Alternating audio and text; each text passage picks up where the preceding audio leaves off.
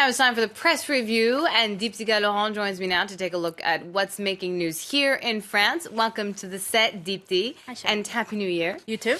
You're starting with a special edition of the French satirical newspaper Charlie Hebdo.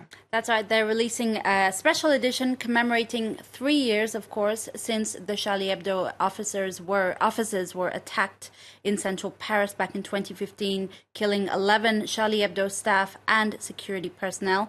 The paper is looking at how their daily lives have changed since then, and not really for the better. They deplore what they describe as permanent police presence in the offices, as well as receiving continued threats online. It's like living in a tin can, as you see from the front page of Charlie Hebdo, typically treating their own situation in that sort of humorous way. In fact, some of the French press have been explaining that Charlie Hebdo's editor-in-chief, Rice, condemns the fact that the paper has to foot the bill for this exorbitant security cost. It's estimated at 1 to 1.5 billion euros a year. According to Rice, more than 1 in 2 copies of the newspaper sold finances their security costs. And he says, why is this a case? Saying freedom of expression seems to be becoming a luxury now. Meanwhile, investigators are yet to conclude their investigation into the January 2015 attack. Particularly, they're still trying to determine how the attackers managed to coordinate with each other and procure the weapons. The investigation is expected to conclude by this spring. Now, a shocking New Year's attack on 2 police officers that we were mentioning earlier in the news bulletin. Well, it's curious because this attack took place on December the 31st, but it seems to be getting really a lot of attention now, of course, after that police protest yesterday here in France. On December the 31st, a female police officer and her male colleague were violently attacked, and after being called to an illegal warehouse party on the outskirts of Paris, the female officer was knocked to the ground and kicked repeatedly in an attack caught on video. A very sickening attack. Police vehicles and trucks were also vandalized.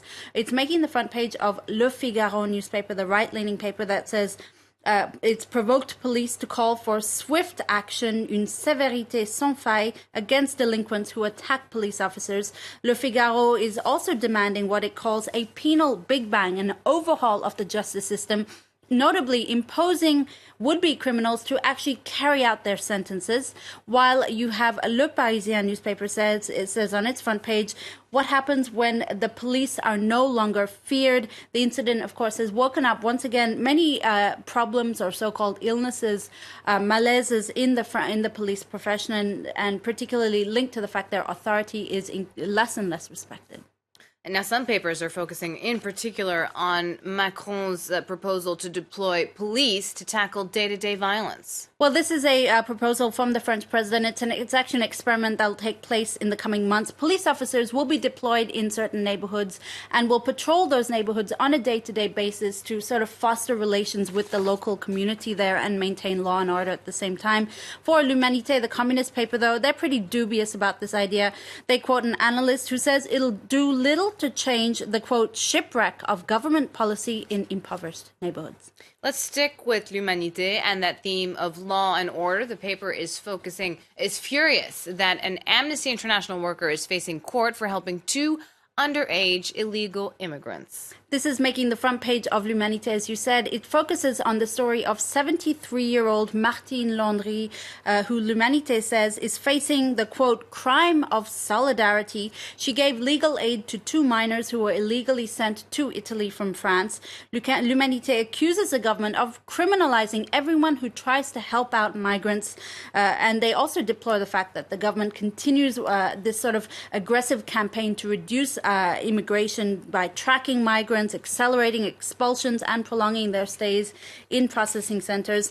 The paper takes to task, really, the government's policy on migrants, saying we will not keep quiet faced with this obsession of trying to categorize humans. Now, Aditi, you're ending with a very unusual story for France. A mayor is trying to upend one of France's most revered traditions, greeting people with a kiss on both cheeks. How un-French. Yes, and what a revolution she's trying to spark. Her name is Anne Picard-Wolf. She's a mayor of a town called Morette near Grenoble.